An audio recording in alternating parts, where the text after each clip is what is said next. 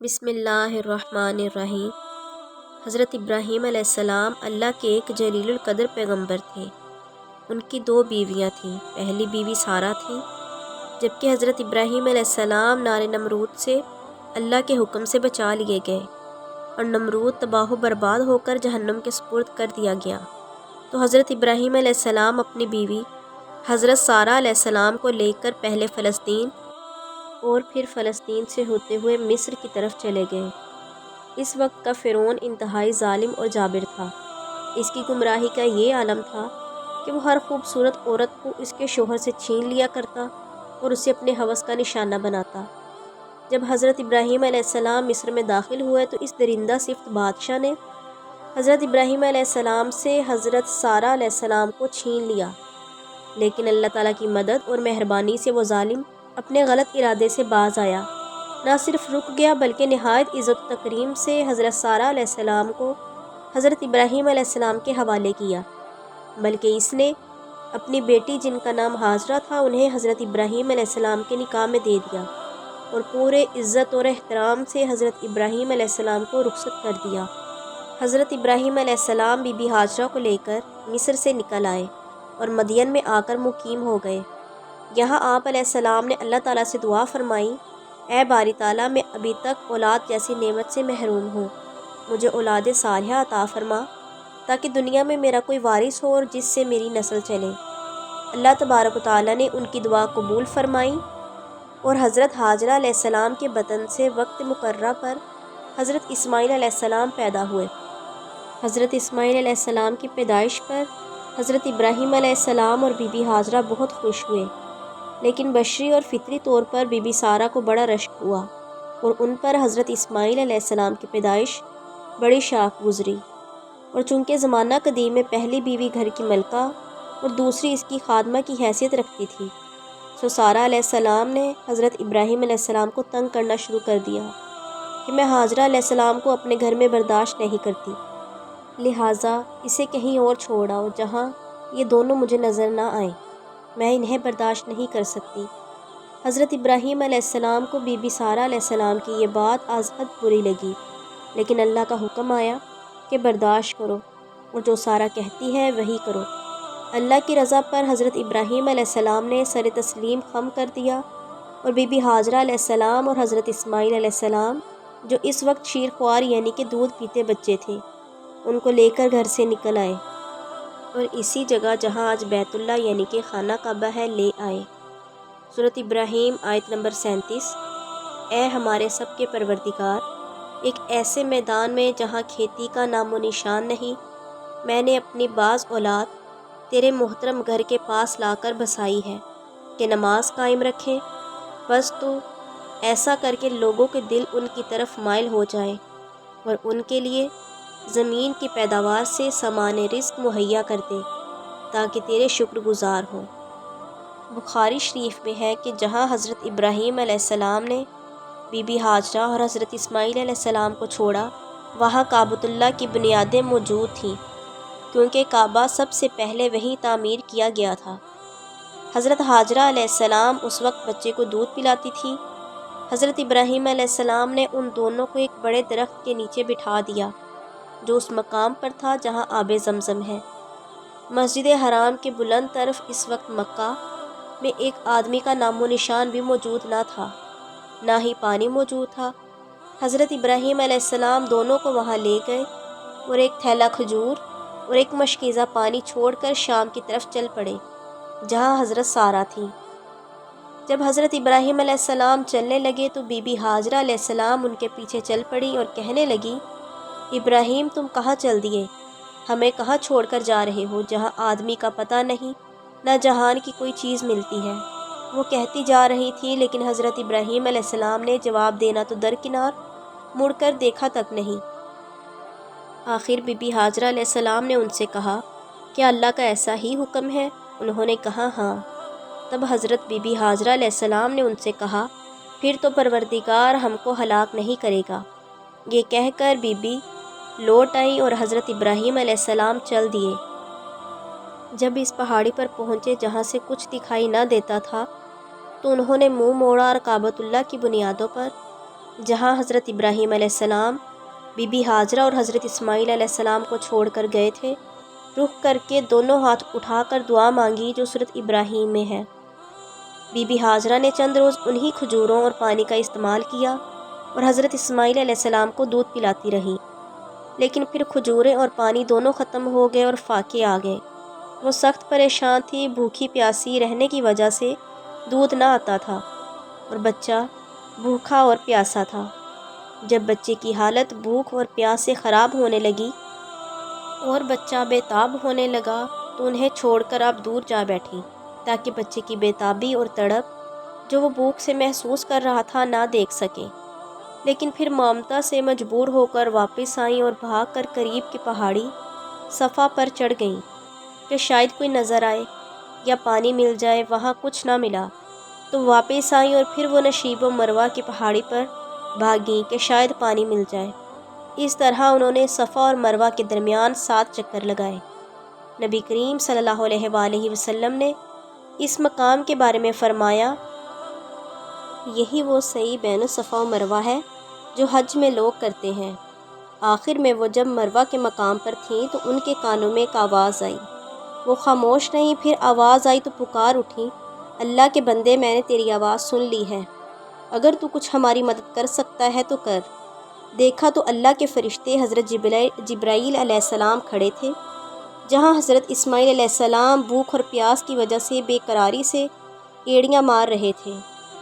وہاں حضرت جبرائیل علیہ السلام نے اپنی ایڑی ماری، وہاں سے پانی ابلنے لگا۔ حضرت ہاجرہ نے دیکھا تو اس کے گرد باڑ بنانے کی کوشش کی، مگر پانی برابر ابلتا رہا۔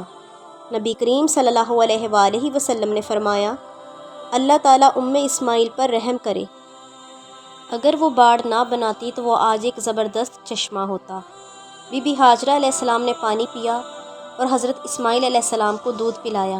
فرشتے نے بی بی ہاجرہ سے کہا، خوف اور غم نہ کر، اللہ تعالیٰ تجھ کو اور اس بچے کو ضائع نہ کرے گا۔ یہ مقام بیت اللہ ہے جس کی تعمیر حضرت اسماعیل علیہ السلام اور اس کے باپ حضرت ابراہیم علیہ السلام کی قسمت میں مقدر ہو چکی ہے، اس لیے اللہ تعالیٰ اس خاندان کو ہلاک نہیں کرے گا۔ بیت اللہ کی یہ جگہ قریب کی جگہ سے نمایاں تھی، مگر پانی کا سیلاب دائیں بائیں اس حصے کو برابر کرتا جا رہا تھا۔ اسی دوران ہی بدوؤں کا ایک قبیلہ بنی جرہم کا قبیلہ اس وادی کے قریب آ کر ٹھہرا۔ دیکھا تو تھوڑے فاصلے پر پرندے اڑ رہے تھے۔ جرہم نے کہا، یہ پانی کی علامت ہے، وہاں ضرور پانی موجود ہے۔ جرہم نے وہاں قیام کی اجازت مانگی۔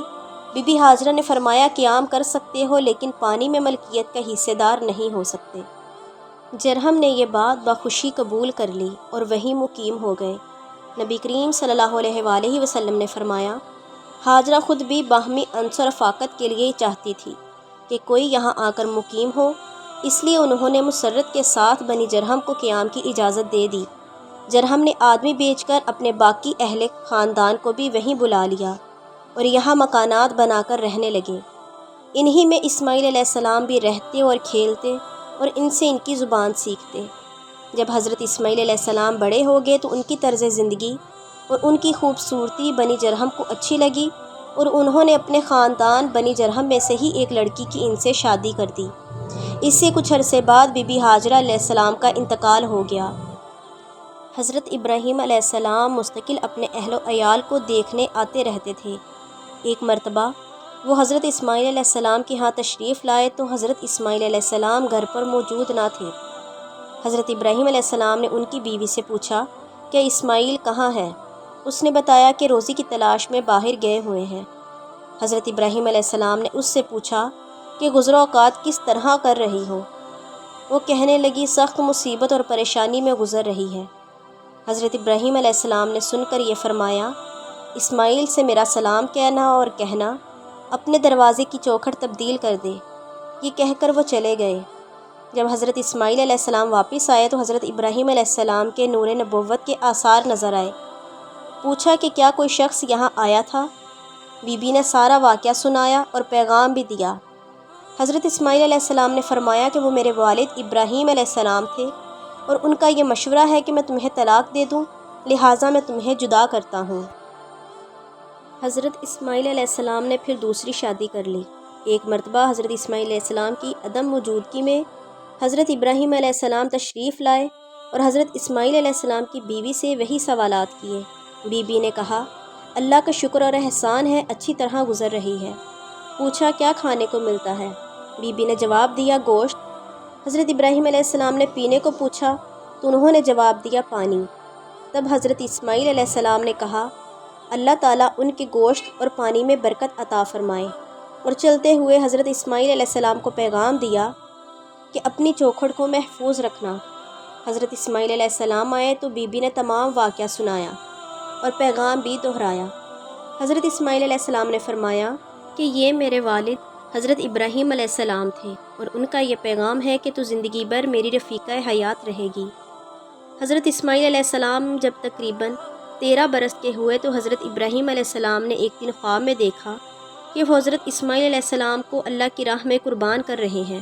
اس پر انہوں نے حضرت اسماعیل علیہ السلام کو بتایا کہ بیٹا اللہ کی مرضی ہے کہ میں تمہیں اللہ کے راستے میں قربان کر دوں۔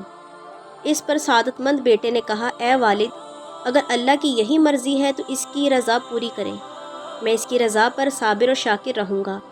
جیسا کہ قرآن کریم میں ارشاد باری تعالیٰ ہے اے پروردگار عطا کر مجھ کو نیک لڑکا، بس بشارت دی ہم نے اس کو بردبار لڑکے کی۔ پھر جب وہ پہنچا اس سن میں کہ باپ کے ساتھ دوڑے تو باپ نے کہا میرے بیٹے میں نے خواب میں دیکھا کہ میں تم کو ذبح کر رہا ہوں، دیکھو تم کیا سمجھتے ہو؟ بیٹے نے کہا میرے باپ جو حکم کیا گیا ہے کر گزرو، مجھے صابر پاؤ گے۔ اور ہم نے ابراہیم علیہ السلام کو اسحاق کی بشارت دی جو نبی ہوگا اور نیکوکاروں میں ہوگا، اور اس پر اور اسحاق پر برکت نازل کی۔ سورۃ صافات آیت نمبر 100 تا 113۔ اس کے بعد باپ بیٹا اپنی قربانی پیش کرنے کے لیے ویرانے کی طرف روانہ ہوئے۔ جب شیطان ملعون نے یہ معاملہ دیکھا تو وہ ورگلانے کے لیے دوڑا۔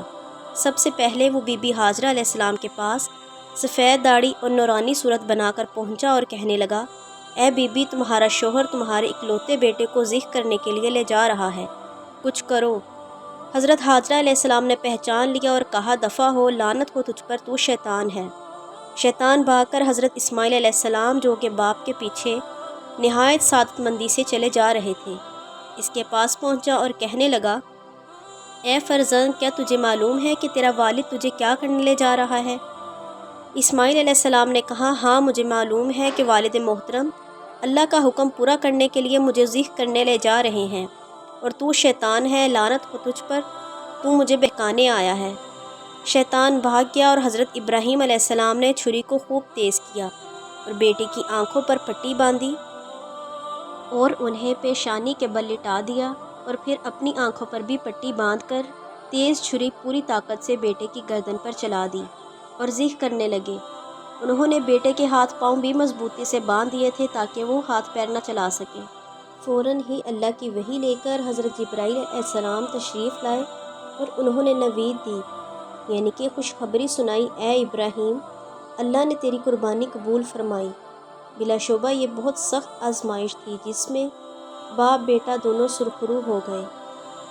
حضرت ابراہیم علیہ السلام نے جو ہی اپنی آنکھوں سے پٹی کھولی انہوں نے عجیب نظارہ دیکھا کہ حضرت اسماعیل علیہ السلام دور کھڑے مسکرا رہے تھے اور ان کی چھری تلے ایک مینڈا ذبح ہوا پڑا تھا۔ حضرت ابراہیم علیہ السلام سجدہ شکر بجا لائے۔ حضرت ابراہیم علیہ السلام کو چیزوں کی حقیقی شکل اور جستجو یعنی کہ اصل کی تلاش کا بہت شوق تھا۔ وہ ہر چیز کی حقیقت کو سمجھنے کے لیے بےتاب رہتے تھے تاکہ وہ اللہ تعالیٰ کی ذات کی اصل تک پہنچ سکیں اور اس کی قدرت کاملہ کا اپنی آنکھوں سے مشاہدہ کر سکیں۔ اللہ تعالیٰ سے سوال کیا اے اللہ، میری یہ تمنا ہے کہ میں اپنی آنکھوں سے مردہ کو زندہ ہوتے دیکھوں۔ اللہ نے فرمایا اے ابراہیم، کیا تم اس پر یقین نہیں رکھتے کہ ہم مردوں کو زندہ کریں گے؟ اس پر حضرت ابراہیم علیہ السلام نے عاجزی و انکساری سے کہا یا رب العزت، میں پورا ایمان اور یقین رکھتا ہوں، لیکن میری خواہش ہے کہ تو مجھے اپنی آنکھوں سے ایسا ہوتا ہوا دکھائے کہ موت کے بعد حیات کیسے ہوگی۔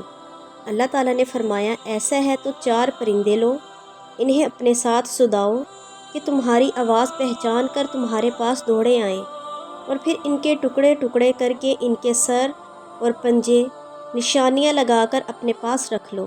اور ان کے تمام ٹکڑے آپس میں ملا کر چاروں سمتوں میں دور پھینک آؤ اور پھر انہیں پکارو۔